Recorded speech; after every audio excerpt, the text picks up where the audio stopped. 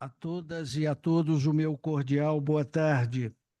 Com o número regimental, declaro aberta a presente sessão.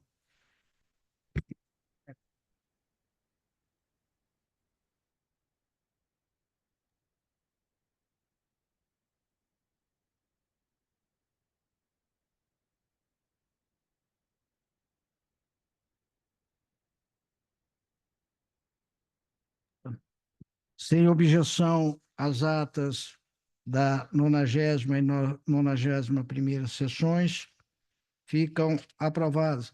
Continua dando eco.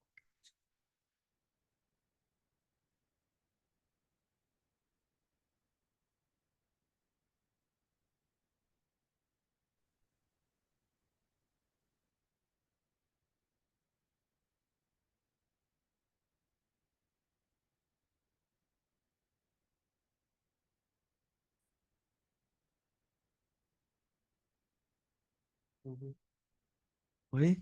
Oi? Alô? Oi.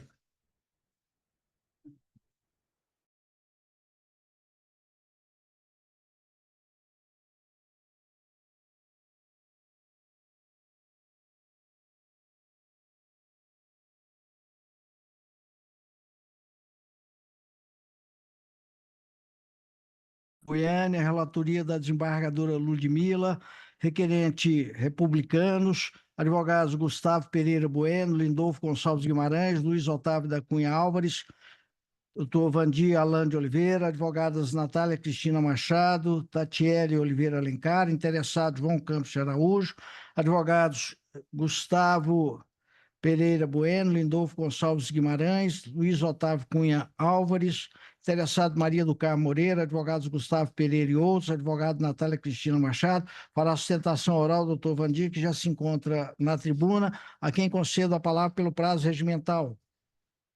Obrigado, senhor presidente. Cumprimento sua excelência, o digno procurador regional eleitoral, as senhoras desembargadoras e senhores desembargadores que compõem esse colegiado, servidores dessa casa, colegas advogados e aqueles que nos acompanham pelo YouTube.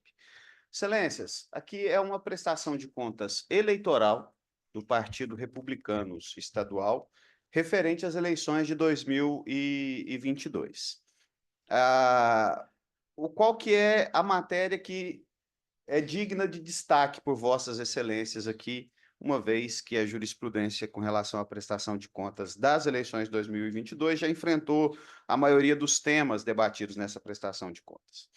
O Partido Republicanos, ele não abriu uma conta específica para as eleições de 2022.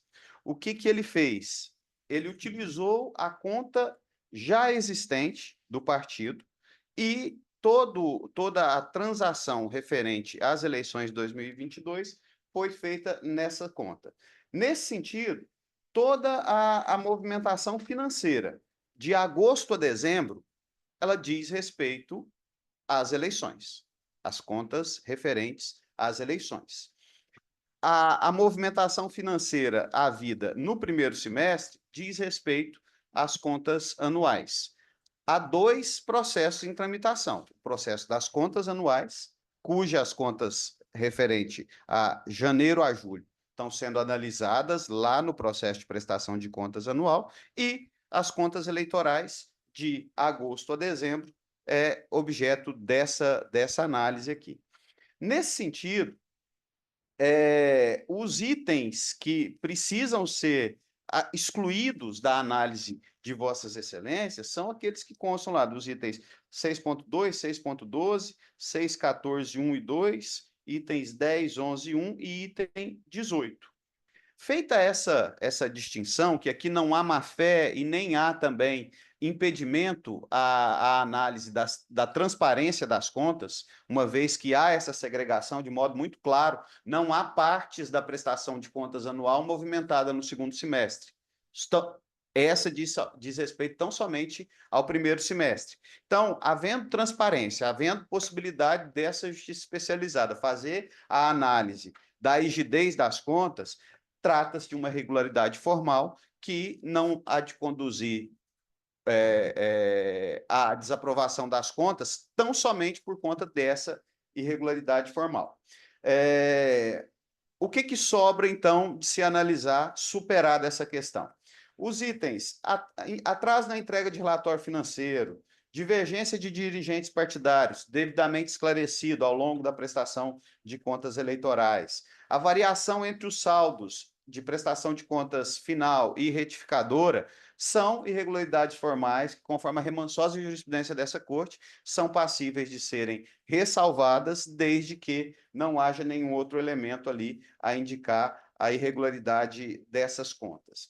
Eu queria chamar a atenção de Suas Excelências para um item que diz respeito ao registro das doações por parte dos candidatos beneficiários dessas doações. Não obstante, em um dos pontos, ter havido um equívoco na análise da ASEP, uma vez que essas doações estão devidamente lançadas também por parte de quem recebeu a doação, mas o partido ou o candidato doador, ele não pode ser responsabilizado por ato de terceiro. Se o partido ele faz a doação, registra na sua prestação de contas, indica o destinatário dessa doação e o destinatário da doação não faz o registro efetivo da doação feita, o partido ele não pode ser responsabilizado pela omissão do terceiro. Com relação à destinação dos recursos a candidaturas negras, ao contrário do que foi analisado inicialmente pela ASEPA, há aqui um excedente de financiamento, porque a norma a ser observada aqui, a redação original lá do artigo 19 da 23.607, ela indica que a aplicação de recursos em candidaturas negras deve ser proporcional ao número de candidaturas efetivamente lançadas. Nesse sentido, nós tínhamos 24,56% de candidaturas negras e os recursos aplicados foram da ordem de 32,31% do total das verbas do fundo partidário.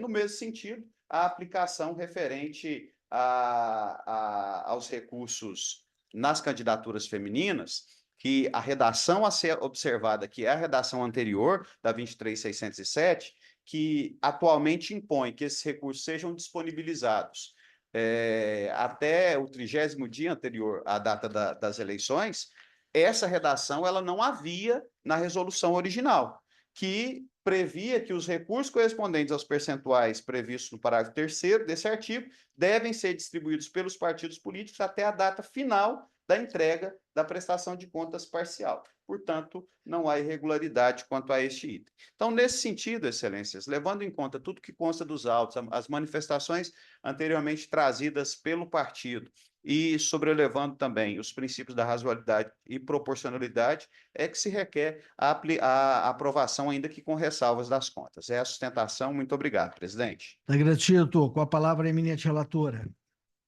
Obrigado, presidente. Em seu nome, gostaria de cumprimentar todos os meus pares, cumprimento os advogados, em nome do advogado que sustentou, doutor Vandir, os servidores da casa, em nome da Maria Cel, e passo ao voto. Em consonância ao disposto da Lei 9.504 e a Resolução 23.607, a Coordenadoria de Exames de Contas Eleitorais e Partidárias deste Tribunal Regional Eleitoral efetuou os exames necessários sobre a prestação de contas em tela, abrangendo a arrecadação e a aplicação dos recursos financeiros utilizados, indicando em seu parecer conclusivo irregularidades não sanadas pelo prestador. Em consonância com o disposto na Lei 9.504 e na Resolução 23.607, a Coordenadoria de Exames de Contas Eleitorais e Partidárias deste Tribunal efetuou os exames. Desculpa, esse aqui está em duplicidade. Inicialmente, destaco a existência de irregularidades de caráter formal, as quais já tenho anotado apenas a ressalva e para as quais aplico o mesmo entendimento. São elas: descumprimento do prazo referente à entrega dos relatórios financeiros, inconsistência nas informações prestadas a respeito dos agentes partidários, variação de saldos entre a prestação de contas final e a prestação de contas retificadora para a correção de informações inicialmente apresentadas e, por fim, movimentação realizada anterior à data inicial da entrega da prestação de contas parcial, mas não informada à época. Os demais itens indicados pelo órgão técnico passo a analisar detidamente. Item 6.2. Batimento realizado pelo sistema demonstrou divergência de informações declaradas nessas contas e nas prestações de contas dos doadores, situação que demonstra o descumprimento da legislação de regência que impõe o dever de registrar toda entrada e saída dos recursos financeiros de campanha. No caso em destaque, não haveria prejuízo à fiscalização das contas, porque se tratam de recursos financeiros repassados via transferência eletrônica, de modo que a fiscalização sobre a real movimentação financeira não restou comprometida. Itens 6.10 e 6.12. Esses itens também se referem à divergência de informações identificadas nessas contas e nas prestações de contas dos beneficiários. Pelas razões já indicadas no item anterior, as divergências concernentes a recursos financeiros podem ser relevadas. No entanto, neste caso, também se constatou discrepância quanto ao lançamento de recursos estimáveis.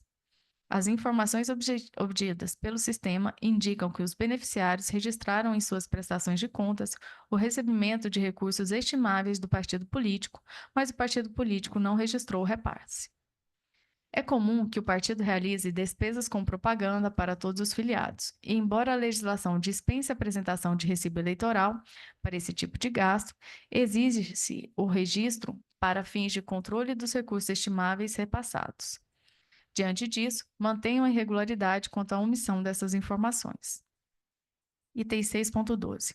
O sistema indicou inconsistências relativas a realizações de doações diretas a outros candidatos que não estão registrados na Justiça Eleitoral. Trago o quadro com os candidatos. A falha indicada deve ser afastada, porquanto, em consulta ao sistema de processo judicial eletrônico, observa-se que Valdeci Célia dos Santos e João Campos de Araújo foram candidatos nas eleições de 2022. Item 6.12.1. Foram identificadas as seguintes divergências entre as informações relativas às despesas constantes da prestação de contas e aquelas constantes da base de dados da Justiça Eleitoral, obtidas mediante circularização e ou informações voluntárias de campanha e ou confronto com notas fiscais eletrônicas de gastos eleitorais. Primeiro, posto Couto Serra. O partido lançou 3 despesas com este prestador. Trago as notas fiscais. A unidade técnica observou que parte dos documentos identificados pelo sistema estavam referenciadas nas notas fiscais apresentadas. No entanto, ainda se identificou no sistema notas que somam R$ 74.497,07, não relacionados aos documentos fiscais acostados aos autos. Auto posto classe A. O partido lançou 2 despesas com esse prestador. Trago as 2 notas. Os cupons fiscais somam o valor de R$ 3.925,25, identificados pelo sistema, não estão referenciados nas notas fiscais juntadas pelo partido. Desta forma, em relação aos cupons fiscais identificados pelo sistema, os quais não estão relacionados às notas fiscais apresentadas, reconhece a irregularidade, visto que se tratam de documentos fiscais válidos, constituindo prova idônea dos casos realizados. Ademais, a constatação de gastos não declarados nas contas eleitorais gera a presunção de que o adimplemento foi realizado por meio de recursos que não transitaram pela conta da campanha, os quais devem ser qualificados como de origem não identificada, impondo-se o seu recolhimento. Trago a jurisprudência nesse sentido. Assim, determina a devolução de R$ 78.422,32. Item 6.14.2. Ainda sobre notas fiscais identificadas pelo sistema, a unidade técnica relacionou outras 45 notas fiscais emitidas no CNPJ do partido e não declaradas nessa conta.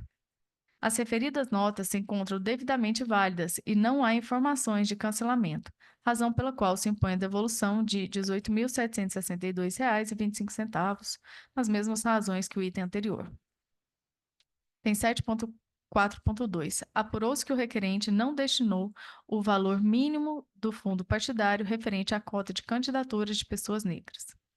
Em abatimento realizado pelo sistema, foi identificado que o valor mínimo do fundo partidário a ser destinado a essas candidaturas deveria ser de R$ 641.379,17. No entanto, o partido destinou apenas R$ 413.766. Trago o artigo 19 da Resolução 23.607, que dispõe sobre a matéria. De outro lado, impõe-se mencionar que a Emenda Constitucional número 133, que criou uma anistia para o descumprimento da cota racial, desde que o partido aplique o montante não investido nas eleições seguintes. Trago a legislação. Do exposto, percebe-se que a obrigação em comento deve ser considerada cumprida, condicionada à aplicação de R$ 226.619,17, correspondente àquele que deixou de ser aplicado nessas eleições, nas 4 eleições subsequentes. Tem 7.4.3. Foi apurada a transferência de recursos do fundo partidário para candidaturas femininas ou negras após a data limite para a entrega da prestação de contas parcial. De acordo com o parágrafo 10 do artigo 19 da Resolução 23.607, os recursos destinados às cotas de mulheres e pessoas negras devem ser distribuídos pelo partido até o dia 30 de agosto do ano eleitoral. No entanto, o abatimento automático do sistema indicou que grande parte dos recursos repassados, em sua maioria recursos estimáveis, foram transferidos na segunda quinzena de setembro.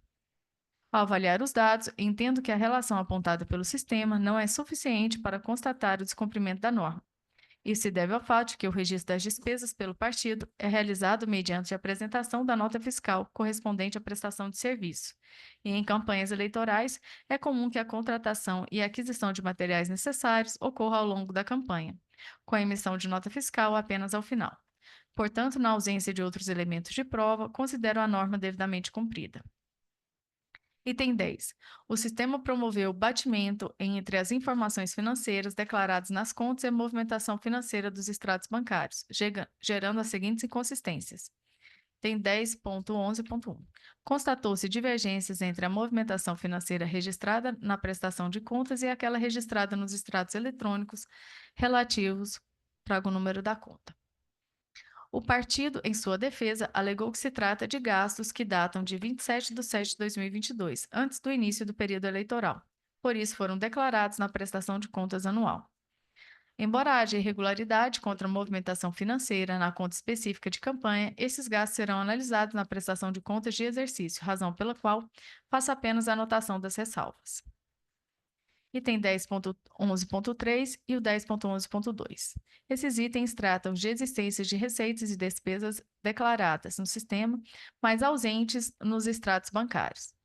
Em relação às receitas, o partido argumenta que a divergência ocorreu porque os valores em questão foram erroneamente depositados na conta relativa ao fundo partidário anual, em vez da conta eleitoral, e acrescenta que esses recursos são provenientes do Diretório Nacional e de sobras de campanha de candidatos, os quais, no final do ano, seriam depositados na conta anual, o que afastaria qualquer prejuízo.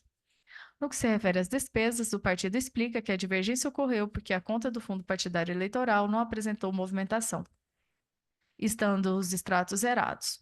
No entanto, as despesas registradas nos extratos das contas do fundo partidário anual e no fundo partidário mulher anual. Apesar das justificativas, mantém a irregularidade, uma vez que a unidade técnica constatou que nesta prestação de contas foram declaradas as seguintes contas bancárias, trago os números das contas, e que as receitas e despesas relacionadas não foram identificadas nos extratos dessas contas.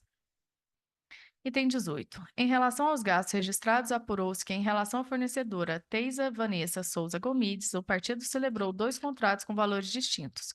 O primeiro no valor de R$ 3.025 e o segundo R$ 6.050, ambos aparentemente com o mesmo objeto. Em resposta, o partido esclareceu que o objeto dos contratos é de fato o mesmo: serviços administrativos. Porém, os períodos de execução são diferentes. O primeiro contrato traga os 2 períodos dos contratos. O partido também informou que os serviços prestados não têm relação à campanha eleitoral, mas sim com as atividades ordinárias do partido, sendo pagos com recursos provenientes do fundo partidário. Diante das explicações e da documentação apresentada, conclui-se que o erro se refere ao lançamento das despesas na prestação de contas de campanha, em vez da prestação de contas do exercício, sendo possível relevar o equívoco. Item 18.2. Em relação aos fornecedores Nauan da Cunha da Silva e Sara Cristina Oliveira Cruz, constatou-se a ausência de contrato de prestação de serviço, tendo sido apresentados apenas os documentos anexados nos IDs seguintes. Os documentos comprovatórios de despesas incluídos foram recibo assinado, cheque nominal, documentos pessoais dos contratados e o certificado de registro de licenciamento de veículo. Dado que a apresentação do recibo acompanhado de cheque nominal é suficiente para a comprovação da despesa realizada, afasta a irregularidade apontada. Conclusão. Analisando os itens considerados irregulares pela unidade técnica, verifica-se que o prestador de contas não foi diligente no registro fiel de sua contabilidade de campanha, o que resultou em omissões de gastos, divergência entre os dados declarados nas contas e extratos bancários, além de discrepâncias nas informações entre essas contas e as contas dos candidatos e partidos beneficiários das doações.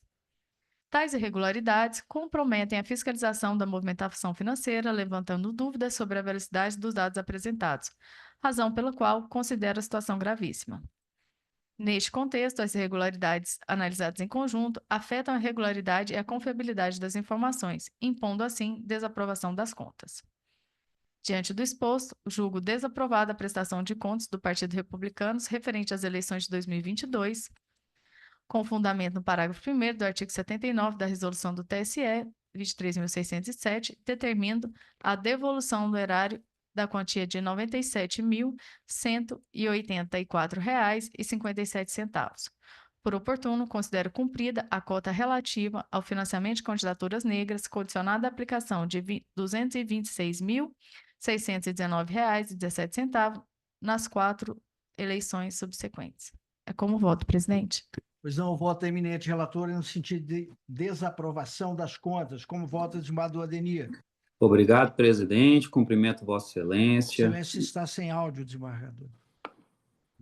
Está me escutando, presidente? Sim. Boa tarde, presidente. Cumprimento Vossa Excelência e, de igual forma, cumprimento os demais integrantes desta corte. Cumprimento ainda o digno procurador regional eleitoral, a advocacia, os servidores desta casa e os demais que nos assistem.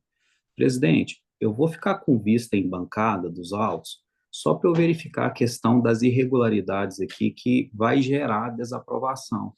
Porque com o reconhecimento da anistia, pela conta simples que eu faço, a gente está dentro aqui dos valores a serem devolvidos dos 10%, o que, em tese, aplicaria o princípio da razoabilidade para a gente aprovar com ressalvas. Contudo, eu vi aqui que, ao final, a eminente relatora fala de uma gravidade.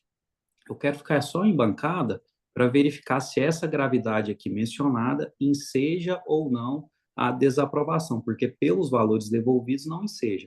Então, vou ficar com vista em bancada, senhor presidente, até o final da sessão eu apresento para julgamento. Pois não, vice em bancada para o desembargador Ademir, com voto do desembargador Alexandre. Boa tarde, presidente. Cumprimento Vossa Excelência, em seu nome, cumprimento todos os demais integrantes da Corte, cumprimento o nobre Procurador Regional Eleitoral, doutor Marcelo, cumprimento a advocacia, em nome do advogado doutor Vandir, que fez sustentação oral, cumprimento os servidores da casa. Quanto ao voto, presidente, eu vou aguardar o pedido de vista. Pois não, com voto do desembargador Carlos Augusto. Obrigado, presidente. Boa tarde aos eminentes pares. Cumprimento o eminente procurador regional eleitoral, doutor Marcelo Santiago Wolff, a classe dos advogados, na pessoa do doutor Vandir Alan, que fez a sustentação, os servidores da casa, os que nos acompanham. Presidente, eu vou aguardar a vista em bancada do desembargador Ademir. Pois não, com voto do desembargador Fávaro. Aguardo, presidente. Pois não, com voto do desembargador Brustolin. Obrigado, presidente. Cumprimento Vossa Excelência. De igual forma, cumprimento demais componentes da Corte. Cumprimento o Procurador Regional Eleitoral, doutor Marcelo, senhoras advogadas, senhores advogados, tanto aqueles que estão aqui presentes, quanto aqueles que acompanham a sessão virtualmente, os servidores da casa. E eu, quanto ao voto, também vou aguardar. Pois não, eu também aguardo julgamento suspenso. Prossigo com o de número 3. Origem Goiatuba, relatoria da desembargadora Ludmila, recorrente coligação com a Força do Povo, advogados Letícia Gomes de Andrade e outras, advogado Luciano Rana e outros, recorridos SERPS, pesquisa de opinião e mercado limitado, advogados Edson Ferrari e outros, advogada Júlia Matos Coelho, fará sustentação oral do Edson Ferrari Filho, que já se encontra na tribuna, quem conceda a palavra pelo prazo regimental. Obrigado, presidente. Cumprimento inicialmente Vossa Excelência, o representante do Ministério Público, doutor Marcelo Santiago Wolff, os demais integrantes da Corte, na pessoa da doutora Ludmila, servidores serventuários da casa, meus colegas advogados. Bom, trata-se aqui, como já exposto, eu falo aqui pela parte recorrida, o Instituto SERPES, é uma questão muito simples, mas é preciso destacar alguns pontos. É um recurso da coligação com a Força do Povo, lá de Goiatuba, por supostos vícios numa pesquisa realizada naquele município, que comprometeria a confiabilidade da pesquisa e também deveria, sim, ser considerada como não registrada. Bom, os dois vícios são relacionados aos questionamentos, né? O que se perguntava aos eleitores. E, na verdade, o primeiro ponto que eles alegam como suposto vício que caracterizaria que a ausência de confiabilidade na pesquisa se refere à pergunta de intenção de voto espontâneo. Segundo os representantes e ora recorrentes, há na pesquisa a indicação dos candidatos que lá estariam disputando o pleito, nesse questionamento. No entanto, na verdade, há um equívoco de interpretação pela parte recorrente acerca do tema. Na verdade, a pesquisa não era realizada, não era entregue naquele momento o questionamento, enfim, com os nomes dos candidatos, mas tão somente os entrevistadores eles faziam um questionamento e assim eles questionavam, enfim, o eleitor respondia. Então, na verdade, todo o questionário apresentado pelo SERPES no PSQL nada mais era do que uma instrução aos entrevistadores. Eu quero até trazer um recente julgado aqui de relatoria da doutora Alessandra, que diz que peço licença para ler. A existência de lista de candidatos no questionário não interfere na espontaneidade da pesquisa, uma vez que o entrevistado não está exposto a sugestões durante a sua resposta, servindo a relação apenas como uma ferramenta utilizada exclusivamente pelo entrevistador para registrar as informações obtidas durante a coleta dos dados. Enfim, então, é justamente essa a hipótese dos autos. E o segundo vício apontado pela parte recorrente, a coligação com a Força do Povo, lá de Goiatuba, se refere à ausência, à suposta ausência da lista de candidatos relacionados à pesquisa de votos estimulados. A ausência da cartela, né, da lista. Mas o próprio questionário já demonstra quais eram os candidatos, enfim. Então, não há nenhuma irregularidade que macula, de fato, a pesquisa eleitoral. E outra coisa, todas essas questões são atinentes à metodologia. Tanto é que o Ministério Público concorda com a tese ora apresentada, não só o Ministério Público, também o juiz de primeira instância. E, segundo até jurisprudência recentíssima aqui deste tribunal, a legislação de regência não estabeleceu qualquer critério obrigatório a ser adotado pela entidade de pesquisa na elaboração de metodologia. Portanto, aqui não há qualquer vício, não há qualquer mácula, não há nenhum impacto para o eleitorado de Goiatuba. Por fim, eu só quero deixar registrado que sequer foi alegado aos autos que essa pesquisa influenciou para um lado ou para o outro a questão. Então, na verdade, são alegações que não impactam em nenhum momento aqui o pleito eleitoral, e é por isso que se requer a manutenção da sentença e o desprovimento do recurso. Pois não, doutor, muito agradecido. Com a palavra a eminente relatora. Muito obrigada, presidente. Primeiro, eu vou me redimir e cumprimentar o doutor Marcelo Wolff, que não o fiz na primeira oportunidade, e passo ao voto. O recurso é próprio e tempestivo, merecendo conhecimento. Conforme relatado, o objeto da presente representação era suspender a divulgação da pesquisa eleitoral registrada sobre o número tal e impor multa em razão de supostas irregularidades na ordem dos questionários aplicados aos eleitores e a ausência de apresentação das cartelas contendo as perguntas no sistema de registro de pesquisa eleitoral. Consabido que as pesquisas eleitorais são disciplinadas pelo artigo 33 e seguintes da Lei 9.504, pela Resolução 23.600, exigindo as normas a maior transparência possível e rigor das informações coletadas, de sorte a garantir a rigidez e lisura ao certame, e igualmente de condições entre os concorrentes ao pleito eleitoral. Compreensivelmente, destacar que as cortes eleitorais têm entendido de forma reiterada quanto à impossibilidade de imposição à empresa de pesquisa de adoção de metodologia ou requisitos não exigidos pela legislação eleitoral. Trago a jurisprudência de outros tribunais. Cotejando os fatos apontados na representação como direito aplicável, não se verifica nenhum indício de infringência às regras contidas na resolução número 23.600. Na realidade, o recorrente, sem apontar concretamente qualquer dispositivo efetivamente violado na resolução, apega-se de forma fantasiosa à suposta irregularidade no questionário aplicado, tudo de forma genérica que não encontra supedâneo na legislação eleitoral. Como dito, não há como se pretender que o judiciário, impondo à empresa de pesquisa que adote determinada metodologia ou que observe requisitos não esculpidos na norma de regência. Trago o acórdão da desembargadora Cláudia Cristina Cristofani, do TRE do Paraná. Indagações vagas que se originam de uma suposta fragilidade relacionada ao questionário apresentado pelo Instituto, diante da ordem das perguntas apresentadas, ou porque as perguntas referentes à intenção de voto estimulada e à rejeição dos candidatos é mencionada a apresentação de uma cartela aos eleitores, que não teria sido anexada ao registro da pesquisa, impedindo a fiscalização judicial. Não se revelam plausíveis o suficiente para ensejar a suspensão da pesquisa e a aplicação de multa.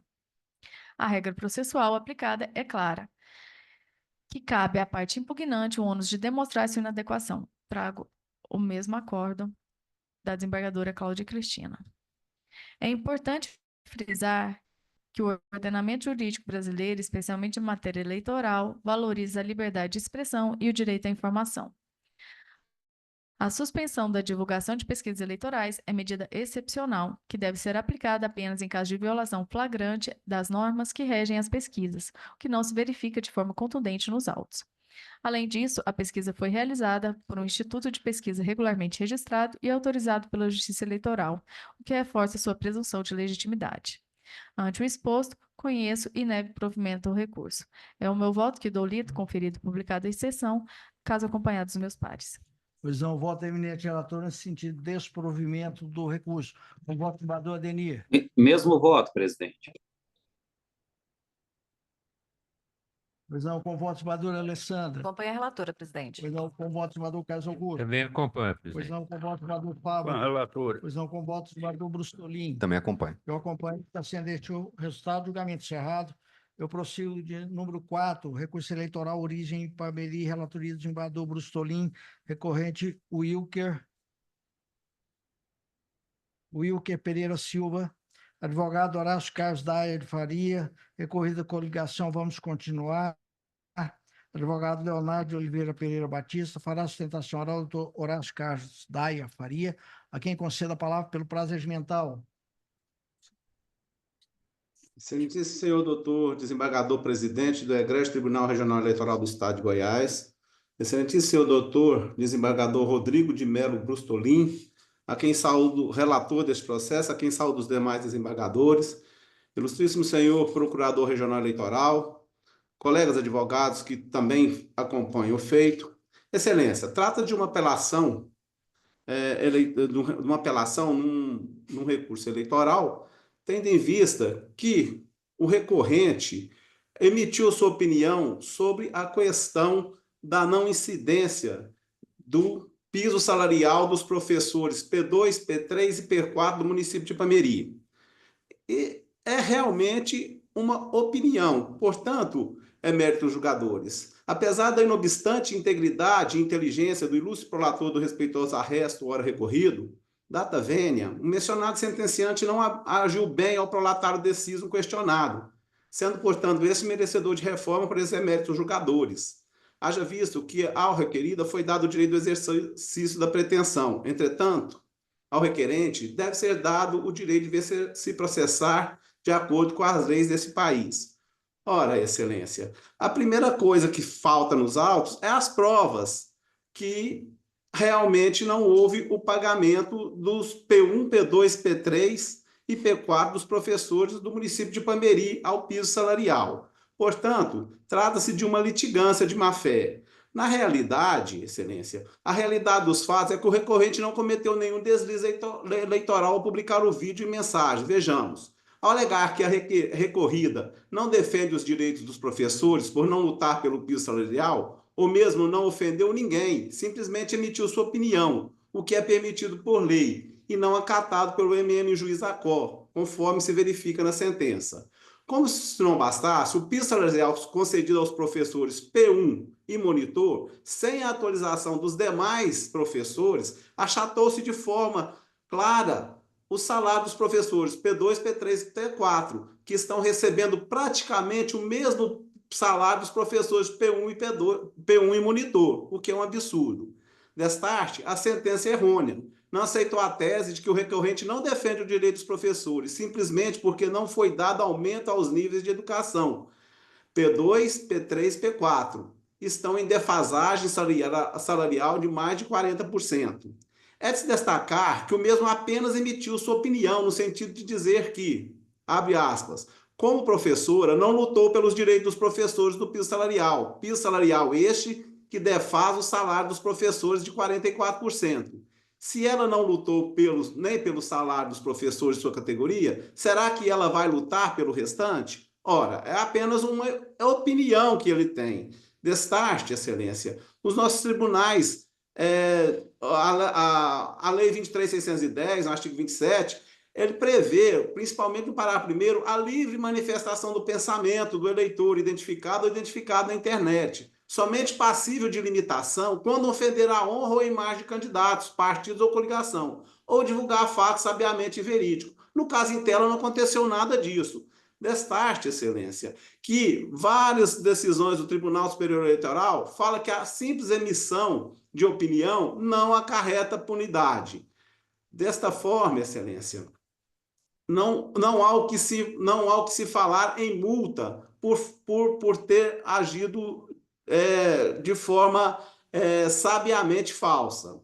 Exposit, após a sábia e douta apreciação de Vossa Excelência, egrégio julgador desse petróleo excelso, seja pelas razões expostas, seja ainda por mais e fundamentais situações de fato e de direito, pelo flagrante erro do Lio Stracó, que julgou procedente o pleito inicial, seja ainda pelos outros suplementos jurídicos e sereno conhecimento dessa egrégia Corte de Justiça, espere e confia o recorrente no conhecimento e provimento do presente recurso, anulando ou modificando in toto a decisão ACO, por ser medida da mais salutar justiça. Decidindo-se pela reforma da decisão hora recorrida, sentença de primeiro grau, Vossas Excelências podem sentirem convictos de estarem cumprindo o honroso mistério que lhes foi confiado. Portanto, Excelência, o recorrente requer de Vossa Excelência o provimento do presente recurso. Muito obrigado. Pois não, com a palavra, o eminente... Presidente, eu vou adiar para amanhã.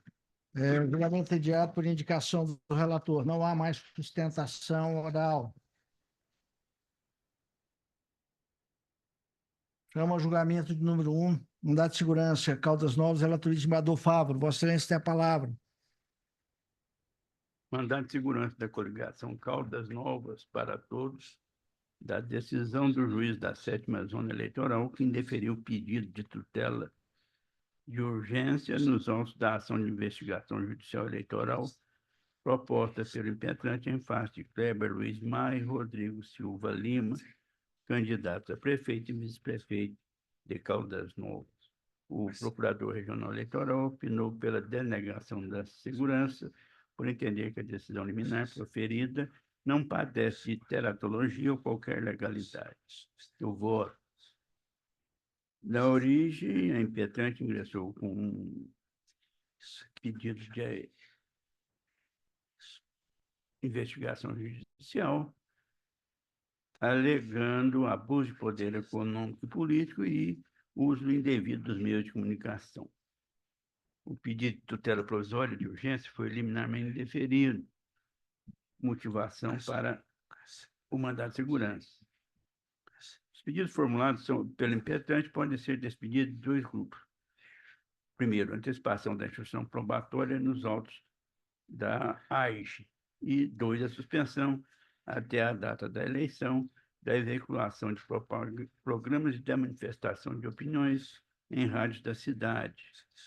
Isso já perdeu o objeto, vencida a eleição. O impetrante não justificou a excepcionalidade da antecipação da produção probatória, deixando de demonstrar a incidência de alguma das hipóteses permissivas do artigo 381 do CPC. E considerando que ao longo do trânsito procedimental, a impetrante explorado no momento adequado para apresentar e requerer a produção das provas desejadas, não há direito líquido e certo violado que justifique a concessão da segurança pela via mandamental. Acolhendo o parecer da Procuradoria-Geral Eleitoral, com fundamento no artigo 1º da Lei 12, 16 e 17 do CPC, denego a segurança. É o voto. Pois não, voto eminente. Relator no sentido de denegação da segurança. Como voto, senador Brustolin. Acompanhe, presidente. Pois não, com voto, senador Ludmila. Acompanhe, Pois presidente. não, com voto, senador Denir. Mesmo voto, presidente. Pois não, com voto, senador Alessandra. Acompanho o relator, presidente. Pois não, com voto, senador Carlos Augusto. Também acompanho. Eu também acompanho, fica sendo este o resultado, julgamento encerrado. Eu prossigo com o de número 5. Origem Santo Antônio do Descoberto, relatoria do desembargador Fávaro. Vossa Excelência tem a palavra, desembargador. Agravo interno do Emerson Borges Gontijo, candidato a vereador de Santo Antônio Descoberto, da decisão monocrática que, em razão da intempestividade, não conheceu do recurso eleitoral da sentença que indeferia seu requerimento de registro de candidatura. O Procurador Regional Eleitoral opinou pelo acolhimento dos declaratórios, destacando que o agravante trouxe a certidão ausente juntamente com o recurso eleitoral. Seu relatório, voto. A decisão monocrática atacada reconheceu a intempestividade do recurso do agravante. No caso, os autos foram concluídos 2/9, sentença de 3/9. Em seguida, o recorrente e seu advogado foram intimados do indeferimento da candidatura por meio de publicação no mural eletrônico em 6/9, às 8h44. O recurso, para ser admitido, teria que ser sido protocolado no dia 9/9. Contudo, só foi interposto em 17/9, ou seja, após o escoamento do prazo de 3 dias definido no artigo 58, parágrafo 2º da resolução TSE 23.609. Não há motivo para a reforma da decisão, portanto, ante o exposto, acolhendo a manifestação da Procuradoria Regional Eleitoral, conheço e nego provimento ao agravo interno. Pois não, voto eminente relator no sentido de desprovimento. Divergência no colegiado. Não havendo, fica sendo este o resultado. Julgamento encerrado. Eu prossigo com o de número 6, ainda sob a relatoria do desembargador Fávaro. Está com vista, Vossa Excelência. Sim, é aquela questão da divulgação de pesquisa, né? Isso. Realmente, o voto de Vossa Excelência está compatível com o que consta dos autos.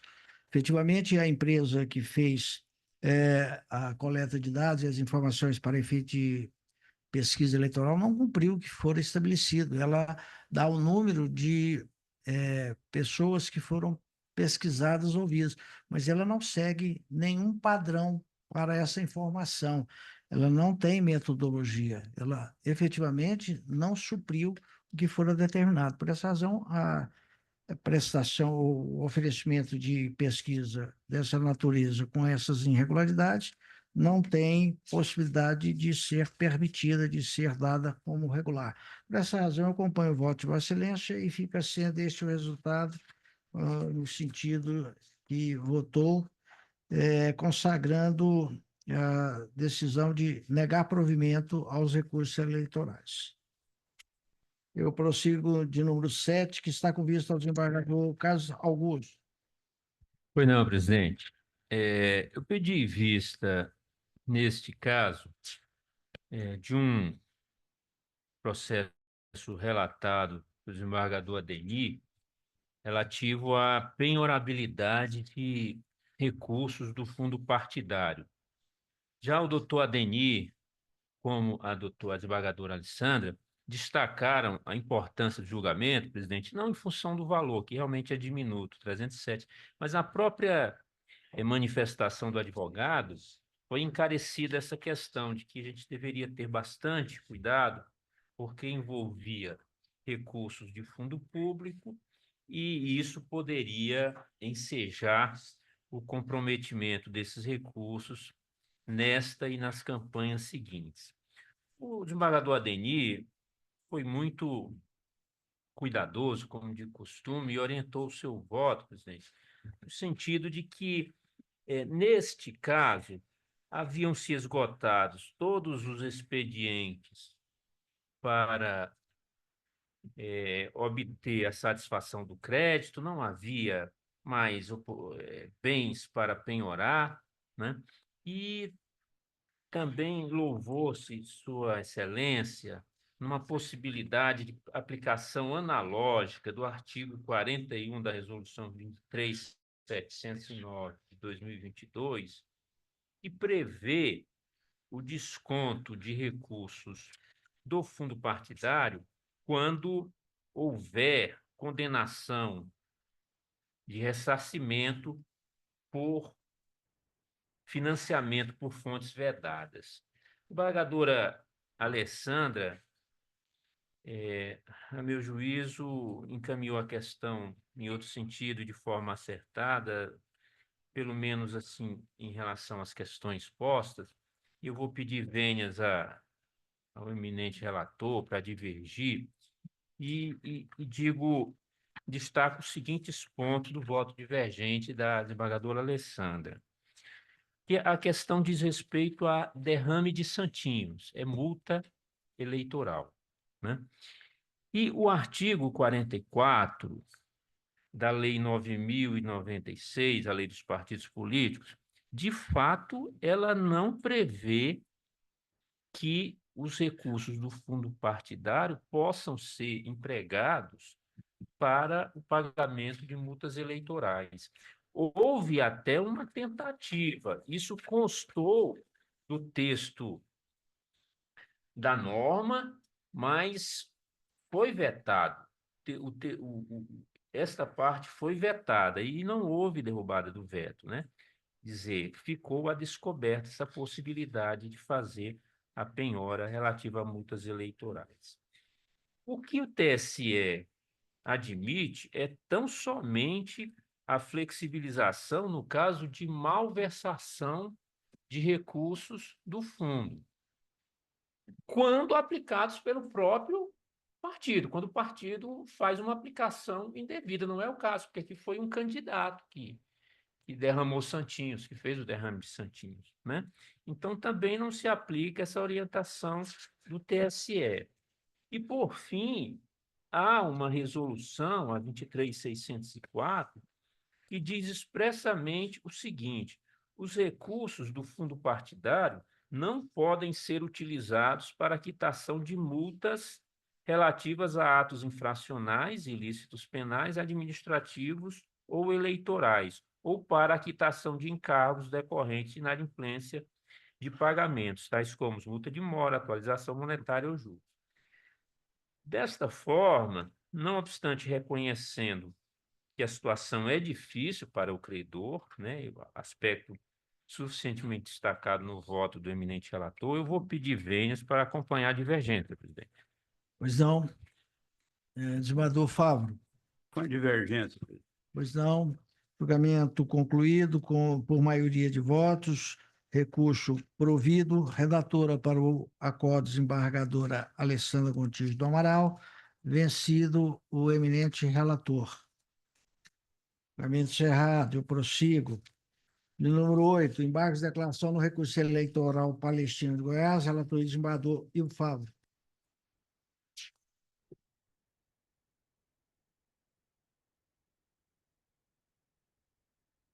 Embargo, declaração, Leila Maria Souza e Silva. Faço do acordo do acórdão da Corte que negou o provimento ao recurso eleitoral, mantendo a sentença da improcedência do juiz da 102ª Zona Eleitoral na ação declaratória de nulidade dos atos praticados na prestação de contas eleitorais por suposta ausência de citação, notificação válida. A embargante diz que o acordo encerra omissão e contradição. O procurador regional eleitoral opinou pela rejeição. Na verdade, ela só quer rediscutir o mérito do acordo. Ela foi devidamente cientificada por mensagem instantânea enviada para o telefone informado no requerimento de registro de candidatura. Portanto, não há motivo para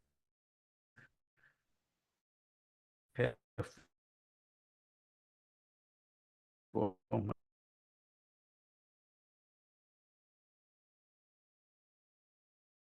do acordo.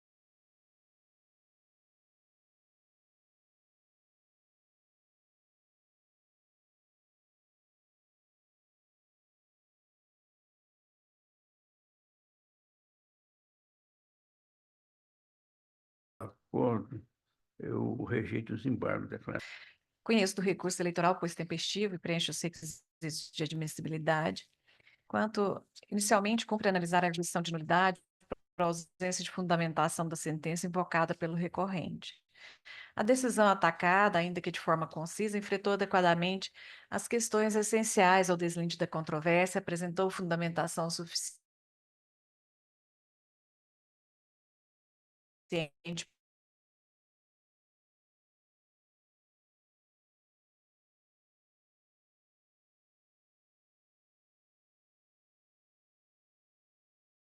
para embasar a conclusão adotada.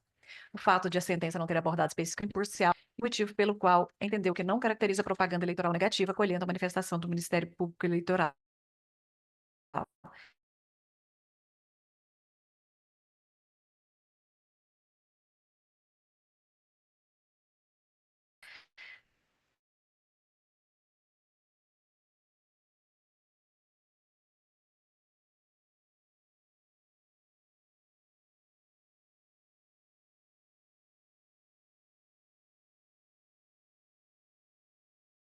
Mensagem.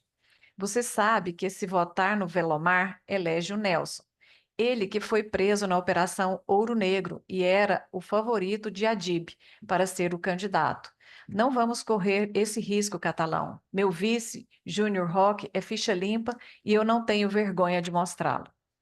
Em sua defesa, o recorrente alega que a informação está completamente dissociada do contexto, pois a Operação Ouro Negro foi anulada e não há qualquer processo criminal em trâmite, tampouco condenação criminal contra o candidato Nelson Fayad, de sorte que é um candidato ficha limpa.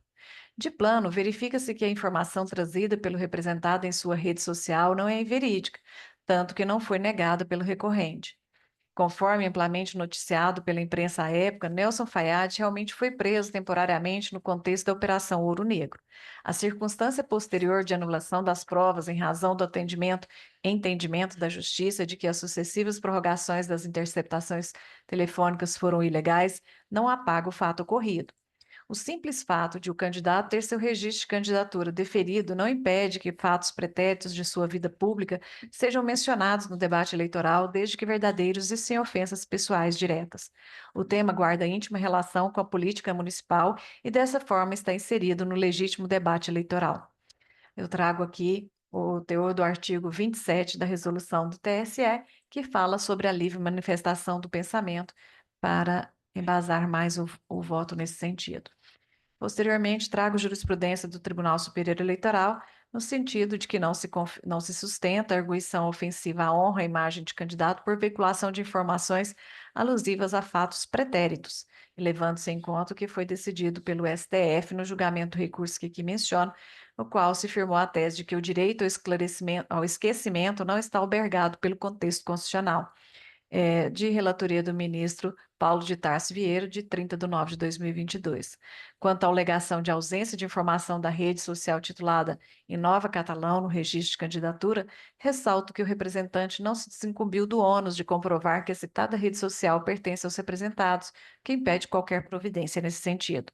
Com essas considerações, entendo que o vídeo impugnado está amparado pelo direito de crítica e não configura propaganda eleitoral irregular e não há fundamento legítimo para sua remoção ou aplicação de multa.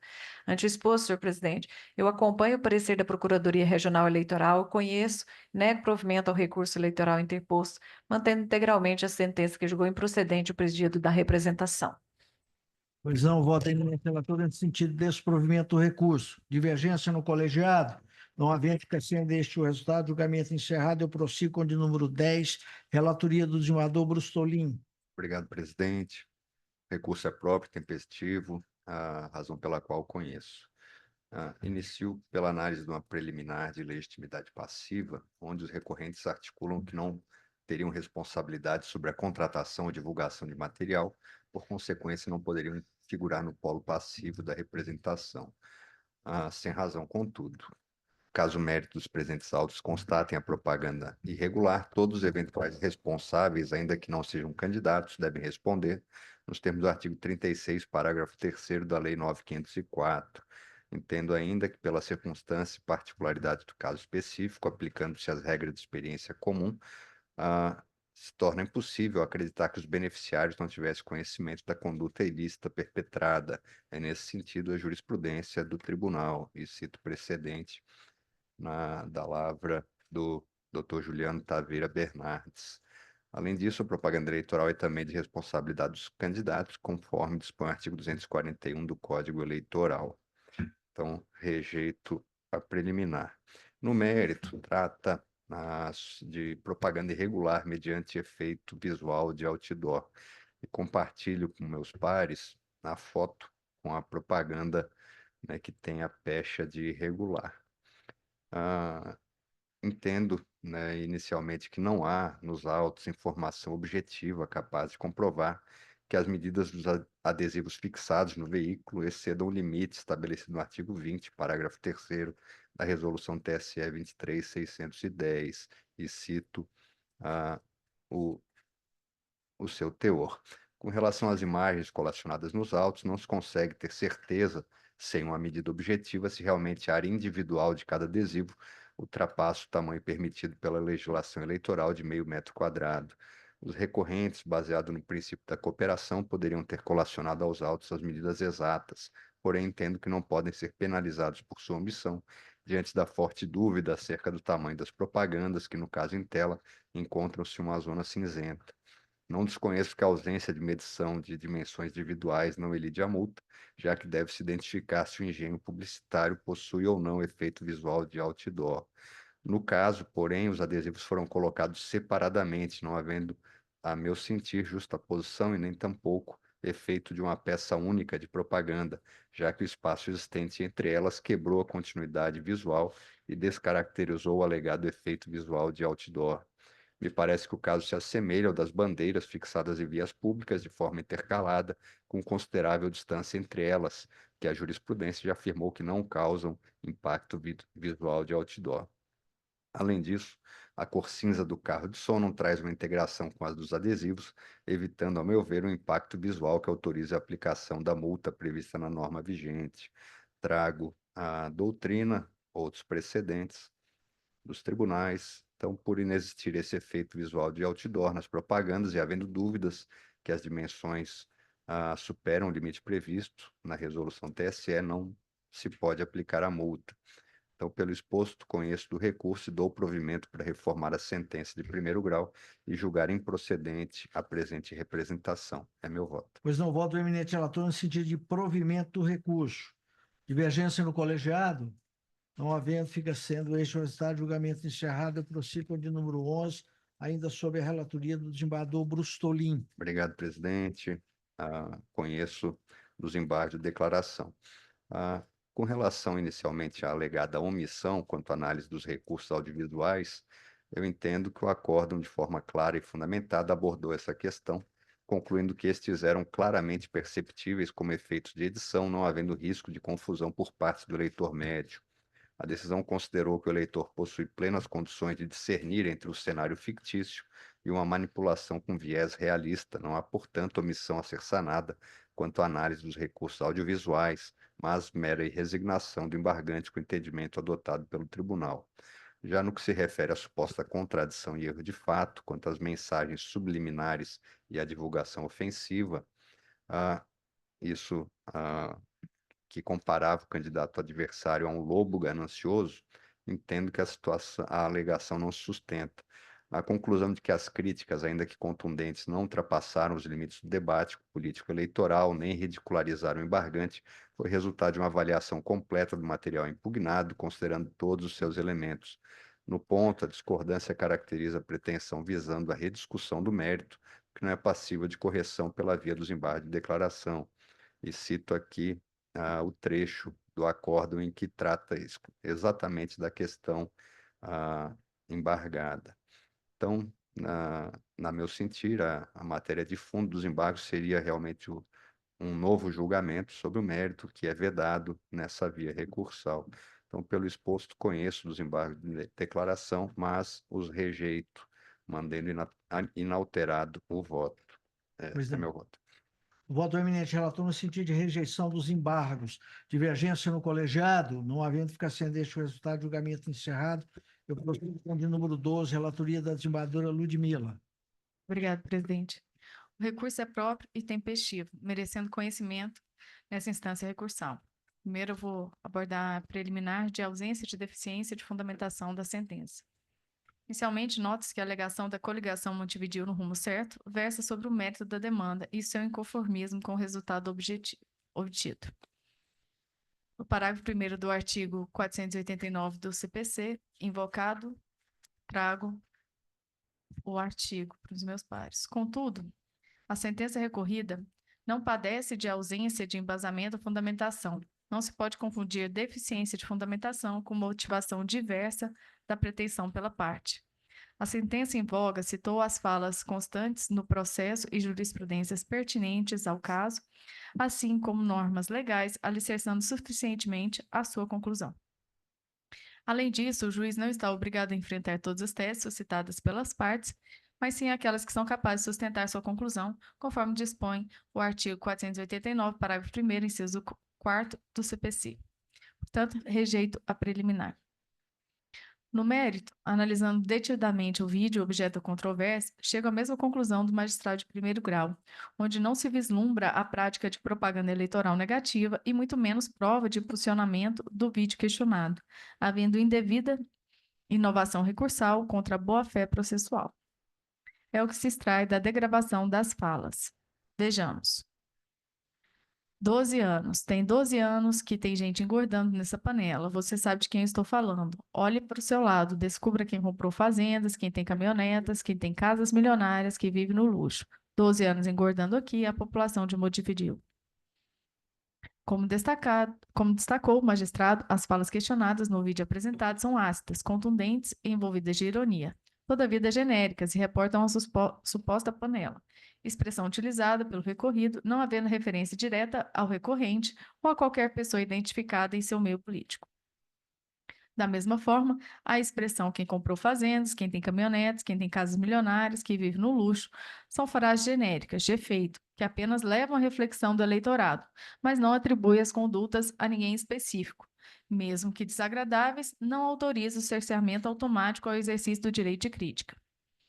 Extrai-se da mensagem impugnada meras críticas de cunho político atinentes à administração municipal da cidade de Montevideo, não havendo pedido expresso de não voto, devendo todos aqueles que postularam cargo público estarem cientes que receberam todo tipo de censura, desde que sem ofensa à honra ou imagem, nem divulgação de fatos sabidamente inverídicos. Deve prosperar no período eleitoral o ambiente de livre circulação de ideias, assegurando o direito ao exercício da liberdade de pensamento, opinião e manifestação. E nessa órbita, fulguram as prerrogativas inerentes à liberdade política e ideológica. No âmbito eleitoral, a proeminência da liberdade de expressão deve ser especialmente alavancada na medida que os cidadãos devem ser informados da variedade e da riqueza dos assuntos respeitantes a eventuais candidatos, bem como das ações parlamentares praticadas pelos detentores de mandato eletivo, sem que isso implique, em linha de princípio, violação às normas que regulam a paridade da disputa. Sobre o tema, o TSE firmou o entendimento que eu trago abaixo. Cumpre a Justiça Eleitoral assegurar ao máximo a amplitude do debate, de sorte que a intervenção somente se opere em circunstâncias excepcionais, notadamente quando as atividades de comunicação representem, sem margem para dúvidas, risco concreto para a autodeterminação na formação de opinião eleitoral ou, em última instância, para a própria integridade da disputa. Relatoria do ministro Tarcísio Vieira de Carvalho, do TSE. Ante o exposto, nego provimento ao recurso. É o meu voto que dou por lido, conferido e publicado em sessão, o caso acompanhado dos meus pares. Pois não, voto a eminente relator no sentido de desprovimento do recurso. Divergência no colegiado? Não havendo divergência, fica sendo este o resultado. Encerrado, eu prossigo com o de número 13, origem Alto Horizonte, relatoria do desembargador Brustolin. Obrigado, presidente. Questão relativa à impugnação de pesquisa eleitoral. Pela singeleza, eu vou me guiar pela emenda. A resignação é quanto uma suposta irregularidade na publicação de pesquisa no município de Alto Horizonte. Teriam duas questões em discussão: saber se houve descumprimento de um requisito legal na apresentação de demonstrativo do resultado do exercício, ou verificar se existem indícios suficientes de manipulação da pesquisa eleitoral. Quanto ao primeiro, saliento que a exigência do artigo 2º, parágrafo 11, a linha C da Resolução TSE 23.600, aplica-se apenas aos casos de pesquisa relacionada com recursos próprios, o que não se verifica na espécie. E no voto, na íntegra do voto, eu trago a comprovação de que, na verdade, essa pesquisa foi através de recursos de terceiro que contratou a instituição, e consta ainda a nota fiscal de prestação de serviço. Com relação aos indícios suficientes de manipulação, entendo, assim como a sentença, que as provas apresentadas são insuficientes para demonstrar com precisão e objetividade a existência de uma manipulação ou deficiência técnica na pesquisa, conforme exigido pelo artigo 16, parágrafo 1º-B da Resolução TSE 23.600. Meras conjecturas sobre relações familiares e localização do Instituto, sem demonstração clara e concreta de como isso afetaria a lisura da pesquisa, não caracterizam, nos termos da legislação, a manipulação de dados da pesquisa. Ademais, não existe qualquer dado sobre o resultado da pesquisa impugnada, a fim de se permitir a comparação com aqueles divulgados nas publicações em que se apontam possíveis manipulações. Em que pese o resultado da pesquisa ser disponibilizado em regra pela Justiça Eleitoral somente após as eleições, a teor do artigo 2º, parágrafo 7º-B da Resolução 23.600, poderia o recorrente, no propósito de reunir as informações necessárias para respaldar o ajuizamento da ação, ter reivindicado o acesso ao sistema interno de controle, formulando requerimento próprio a essa Justiça, nos termos do artigo 13 caput da referida resolução, que não foi adotado na espécie. A jurisprudência desse tribunal assentou que, entre aspas, pretensões formuladas em sede de representação quanto à manipulação de dados e erros técnicos nas pesquisas eleitorais devem ser enfrentadas, em regra, mediante prova pericial, com o objetivo de esclarecer se assunto que exige um conhecimento técnico específico para sua exata compreensão. Fecho aspas, precedentes da lavra da desembargadora Ana Cláudia. Então, em resumo, estou conhecendo e desprovendo o recurso. Presidão, voto eminente relator no sentido de desprovimento do recurso. Divergência no colegiado? Não havendo, fica sendo este o resultado, julgamento encerrado. Não há mais processo. Sim, há processo pendente com vista ao desembargador Ademir. Obrigado, presidente. Eu fiz a análise aqui e, de fato, aqui os únicos pontos não superados pela eminente desembargadora relatora foram os itens 6.12.1 e 6.14.2, que são divergência entre as informações relativas às despesas constantes na prestação de contas e aquelas constantes da base de dados da Justiça Eleitoral obtidas mediante circularização. Esses apontamentos gerou uma devolução ao erário de R$ 97.184,57. Os outros dois itens, por ela configurados, é o 10.11.3 e 10.11.2, que tratam de existência de receita e despesas declaradas no SPCE, mas ausentes nos extratos bancários. Eu fui aqui no parecer conclusivo, e o que me parece é que essas despesas, o que fala aqui do 10.11.2, o parecer técnico diz o seguinte: ressalta-se que, embora tenha ocorrido a transferência para a conta anual, essa conta seria destino final dos mesmos recursos, pois as contas eleitorais seriam encerradas no final do ano e essas verbas seriam repassadas à conta anual, ou seja, a finalidade da norma foi preservada. Então, esse 10.11.3 e 10.11.2 são irregularidades formais aqui, senhor presidente. Então, eu não vi justificativa ou configurada a má-fé evidente ou gravidade suficiente para ensejar a desaprovação das contas, porque na linha da jurisprudência desta corte, a gente vem entendendo que irregularidades que não superam 10% do valor arrecadado, e aqui nós estamos em 9,16%, então eu entendo, senhor presidente, por encaminhar pela aprovação com ressalvas das contas, acompanhando nos demais apontamentos a eminente relatora, senhor presidente. Pois não, diante da divergência, ouça a desembargadora Ludmila.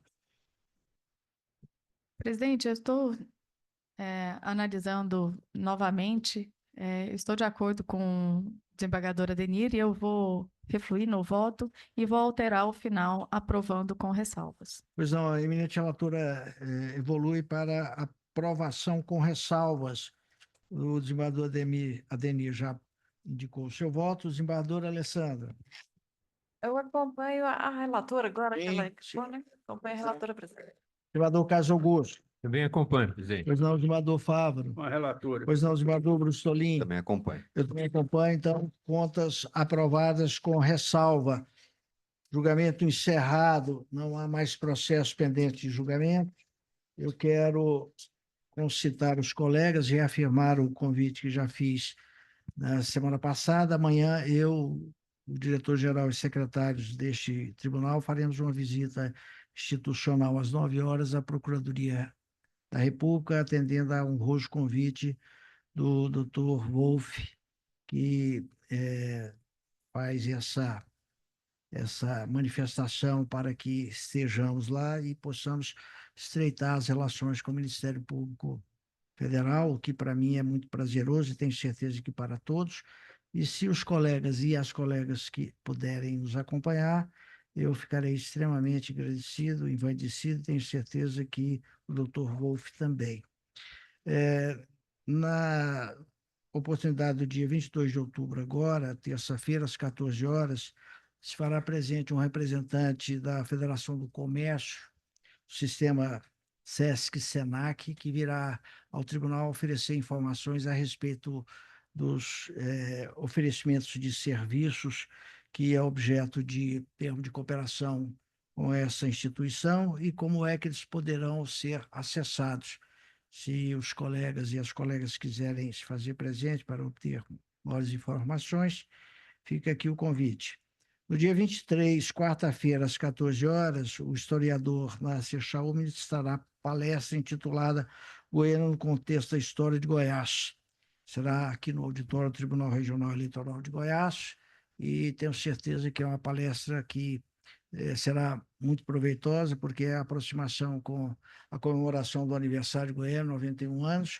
Sabidamente, o professor Chaú é um dos grandes nomes da historiografia no Estado, é mestre, doutor pela PUC, melhor dizendo, pela USP, e lente universitário por vários anos da Universidade Federal de Goiás, é uma das grandes referências da cultura e da produção de eventos culturais nesse estado, 14 anos como secretário de Cultura e atualmente assessor cultural aqui no TRE. Então, é um evento que tenho certeza que aos que lá estiverem terão a oportunidade de conhecer mais da história de Goiás e de Goiânia. Fica aqui o convite.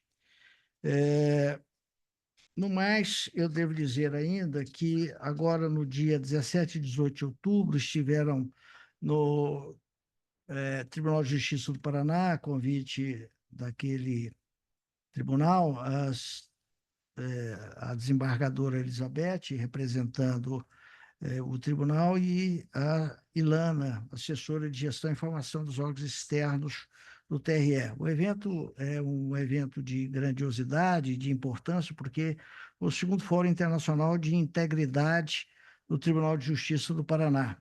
E a participação de Goiás foi muito evidenciada, porque uma atuação no sistema de gestão de compliance do Gabinete de Integridade, com a certificação ISO. E lá a desembargadora e a servidora Ilana foram abordadas, questionadas e puderam dar esclarecimentos e demonstração do que se faz aqui em termos de compliance. Então, é mais uma atuação em destaque para o TRE.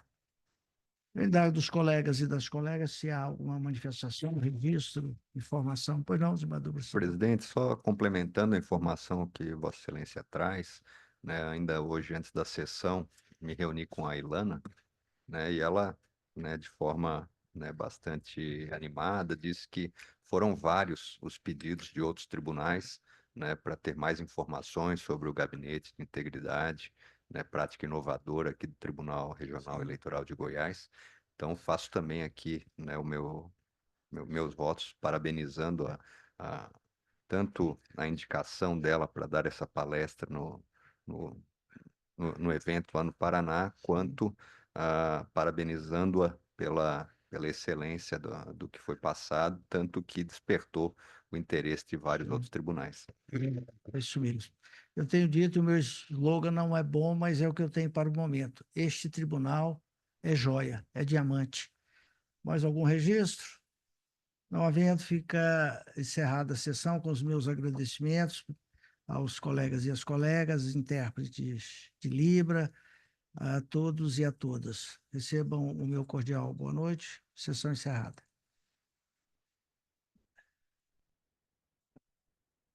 Amanhã.